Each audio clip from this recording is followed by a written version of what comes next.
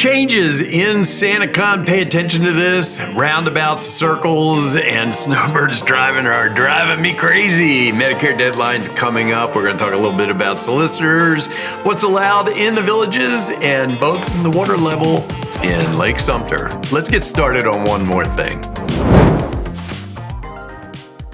Hey everybody, how you doing? I'm Rusty Nelson and welcome. I'm down here in the Villages, Florida, and thank you so much for subscribing. You'll see why this is going to be pretty important on this one.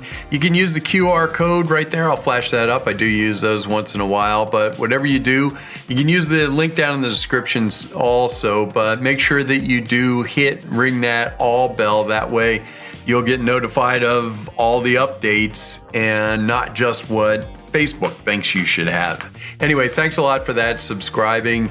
And speaking of subscribing, as many of you know already, Tim, Patty, and myself, we kind of put the word out there that we're having SantaCon South again. Another year, and the Villages is helping us out on entertainment. And I will put the QR code up there for the Facebook page. Now, this Facebook page for SantaCon South is just for information going out. There's also an event page also that you can kind of click into and check that out. We'll put some updates on that. But just be advised, SantaCon South, the Facebook page is just for information going out. So make sure you're subscribed to that also. Now, what has happened, as things have it, and in the entertainment world, we had to change our entertainment a little bit, I guess through some conflicts. But the cool part about it is we've got Tim Hargis coming. Now, if you haven't experienced that, he's a high energy on the sax and guitar, and he really gets people out there working the dance floor, that type of thing. So we're pretty excited about it. But please, if you don't know what it is, in brief, SantaCon South is where there is just tons of people that come down from SantaCon and for SantaCon South, and we meet at Sawgrass. There's a kind of like a big party there, starts around noon, and then we parade all the decorated golf carts down into Brownwood. We won't be going to Edna's this year. We're going straight to Brownwood just because there's a lot of people and flooded down there. Anyway, please. Tim, Patty, and myself will be doing a updated video really soon on there, and we will post that in various places here and on the Facebook page and probably on the event page. But you want to pay attention to that because that'll have all the final times and so on and so on. Anyway, that's it. On to the next one. I am going absolutely ballistic and watching cars getting almost hit left and right with the roundabouts or circles, and let's check into that one. Folks, we live in the villages, and in the villages there are roundabouts all over the place. So you really need to understand how they work. And if you think you do, you just may not, because I was in my car 3 times now and said to the person sitting next to me, look at that person crossing the line or doing this. They're going, oh yeah, you're allowed to do that. And absolutely not. Not only that, these things can cause an accident, and certain rules need to take place when you go into the roundabouts, and other people that are in the roundabout expect you to obey those rules and abide by them. Just today, going out of here, unfortunately, I didn't have my camera on then. I got cut off by somebody doing the wrong thing. So let's go through this. These are basics, and please just pay attention. If you got to watch a couple times, please do. All right, here we go. So this is me driving up here. First thing you have to understand is that these are passing lanes. So just because they're in the roundabout doesn't mean anything else, but they are passing lanes. And most of the time, they're not even for your car, because once you get into the roundabout, it is best and you should stay in your lane. The other rule is that you must yield to a car that is already in the roundabout. Now, just take those things for what they're worth. And here we go, approaching a roundabout. And as you're doing this, you need to start focusing on the green sign up there. And why is that? Well, that's because this is going to be the Bible. This is almost like a contract with you and the other people that are going to be in the roundabout. So if we take a look at this one's on Morris Boulevard. If you are in the right-hand lane, and you should have decided this before you even got to the roundabout, if you are in the right-hand lane, you only have two options. One, you can go straight through, or two, you can make an immediate right-hand turn. And this is important, if somebody is in the left lane, they have the right to go all the way through or make a left-hand turn. So this is just like a regular intersection you would have with lights and everything, except they use a roundabout type of method to do this. Now, as I advance this just a little further, so we can see this. So the person on the right in that BMW is either going to make a right-hand turn immediately where those two white cars are, or go straight through. And everybody expects that person to do that. Me, they expect me to go straight through or make a left-hand turn. Now, here comes the crazy part. This person in the white car, let me show you exactly what the sign is that they saw. And this is it right here. This is literally, so that white car that's up there is where their white car is. They are in the outside lane. So what do they have the option of doing? They can either make a right-hand turn, which obviously they're not going to, or they can go straight through. Here's the problem. The inside lane person, if there was somebody there, they have the option to go straight or make a left-hand turn. You do not. If you consider this like a contract, you've made a contract with the other people that are in there that you are going to go straight through. You are not going to go left.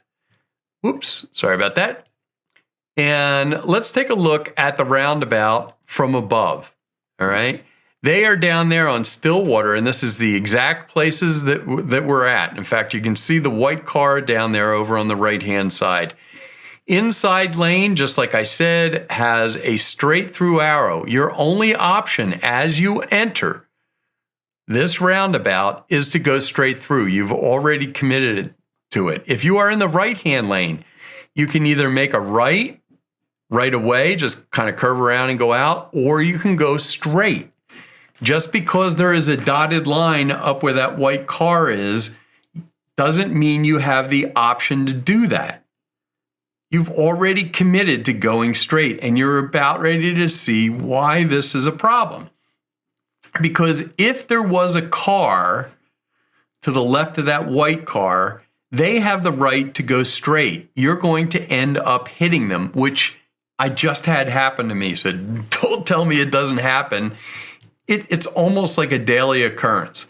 So going back real quick, this is what the white car up ahead sees. They only have the option of going straight. You should have decided if you wanted to make a left way before that. Now, let's get back into here. There's the white car. There's the BMW. They have the option of going straight or making a right-hand turn. And let's advance this just a little further and see what the white car does. Now, obviously, they're going all the way around on this. And if there was a car that was on the inside of them, just right about here where there's a blind spot, they would have hit them. And this is what's happened to me multiple times. Going through this, you can see that they proceed through and then they go back out. That's not what they should be doing. Because not only that, this person in the black car never expected them to make that turn there, and they had to stop for them. And that's about it. What to take away from this? To recap really quick, stay in your lane once you're in the roundabout.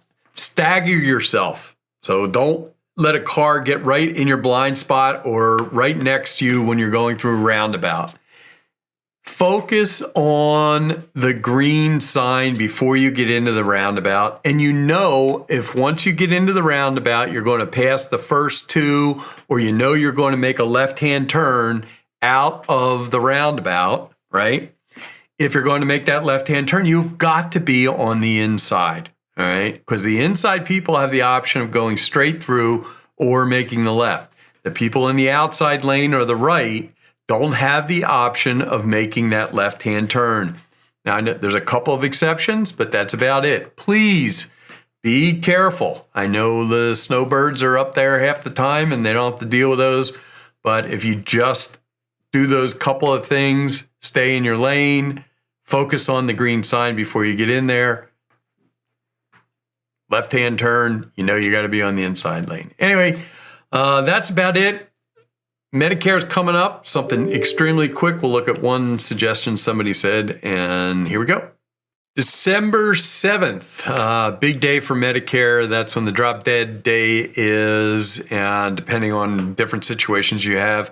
If you haven't watched it before, I've put out a couple of videos with Medicare, and I don't suggest people a whole lot, but when I do, I usually don't get complaints about them. I realize that there can be problems, but here's one right now. And I did my interview, and I'll put the links down below for Crystal. And KW writes, my previous experiences with healthcare insurance brokers were disappointing at best. After watching this video, which is one of the videos I did, I'll put the links down below, I decided to give Crystal a try. I am so glad I did. She is professional, intelligent, friendly, and very knowledgeable about all things Medicare, as well as all the variables with Advantage plans. Yeah, so that was a big thing. She can either do, she can do all the plans, and in the majority of states, which was good for me because I lived in, I was up in Pennsylvania for a while. After our data pack consultation yesterday, I decided to change plans for 2025, and I am now Team Crystal, which is, I'm sure Crystal appreciates that. Thanks to Rusty for this video, and many thanks to Crystal, who informed me better than any previous insurance broker that I've had. So there's one thing too that I said, tell her that I sent you, that you watch the video, because she gets a kick out of it. And she does these videos each year for me for, I mean, she does them for free. Obviously, it helps her out a little bit, but it really helps me if you let her know that you've seen these videos. Please, please, please do not let this go by December 7th. She can take care of anybody, no matter pretty much where you are. She can do the Villages healthcare, regular brokerage healthcare, whatever that is, all that kind of stuff. But anyway, I'll put the links down below and her information. On to the next little subject here. Here we go. We just got done the election season. So there's a lot of people that had certain people coming, knocking on doors and that type of thing. So we're going to talk about solicitors here for a second, because a lot of people don't quite understand exactly what the rules are as far as solicitors in the villages. So I looked it up, and this is, I'll show you this right away. This is from the Community Watch and Solicitors from the Community Development District. And it says, the questions come up, and you can get this on districtgov.org. And are religious political solicitors allowed to go door to door in the villages? And the answer is, believe it or not, yes, religious and political individuals are not considered solicitors. They are permitted to share religious and political beliefs. If you feel threatened, you are encouraged to call local law enforcement. And you can see these numbers down below. Are solicitors selling products or services allowed to come to my home? All the roadways within the villages are public, and the district is not permitted to restrict access to the community, because it's not a private community, so to speak. If you see solicitors going door to door in your area, please contact Community Standards, and that phone number 352-751-3912, as solicitation is not permitted in the villages. So there's the basic answers. Really, really quick. Next one is, we're going to take a look at, I got a question about the boats up in Lake Sumter. I do storm chasing. I used to be a storm chasing guide during the summers. Last year was the last year I did that for hire, so to speak, but now I do it for fun. So the last hurricane here, I was actually out in the middle of the hurricane. And I was up at Lake Sumter, and that's where these questions come from. And so this person writes, great video. Thanks for letting us know what happened. I did a review afterwards of the stuff that I saw. Put a link down below for that. A couple of questions. Do you know what they do with the boats and the chairs and stuff like that? And do they take and store the chairs, blah, blah, blah, blah. The only knock I have about how TV takes care of landscaping is I haven't seen them trim the dead fronds from the palm trees. It would look nicer if they did. So here's a couple of questions, and I'll try to answer both of them. First of all, the palm tree type thing is there are so many palm trees out there. Basically, this comes down to money in reality, but the Villages, from what I understand, holds a theory that they just let them grow as they are, and as nature takes over, they pull them apart. So they're not perfect looking palm trees all over the place. And they usually do a really good job of keeping up with that. Now, as far as the boats go, I decided to drive up there to find out, and this video will show you exactly what I found out when I got up there, and I was kind of surprised. When I got up to the boat area, all of a sudden I realized that the water was still extremely high, and the kind of simulated shipwreck that's out there, you used to be able to see the whole top of the boat, and you can't see that anymore. The deck is completely gone. So I walked over to the boating area, and I was going to ask them a question about what was going on with the boats and where the boats were stored and that kind of stuff. And all of a sudden I realized the water still was extremely high in Lake Sumter. You can see all the way down the end. It's only about 6, 7, 8 inches from the top of the dock down there, and the dock right in front of me was still covered with water. So there is no real way to get out on the boat, and I guess it's still closed. As most of you know, they're going to do a complete revamp down there, so I'm sure they're not putting too much work into this right now until they get things going. There we go. That was kind of a surprise down there around the boating area, and I'm going to do a little more research on what's going on down there. If you guys got some stuff you have to add to that, put it down in the comments. But please be careful going into the roundabouts. Pay attention to the sign that's there. It's giving you directions on which way to go, and stay in your lane, stagger, be safe, and watch out for the other guy in those roundabouts. Anyway, thanks a lot for subscribing and liking. I really appreciate it. And as I always say, I will either see you down in the Villages or I will see you back here on YouTube. You have a wonderful day. Bye.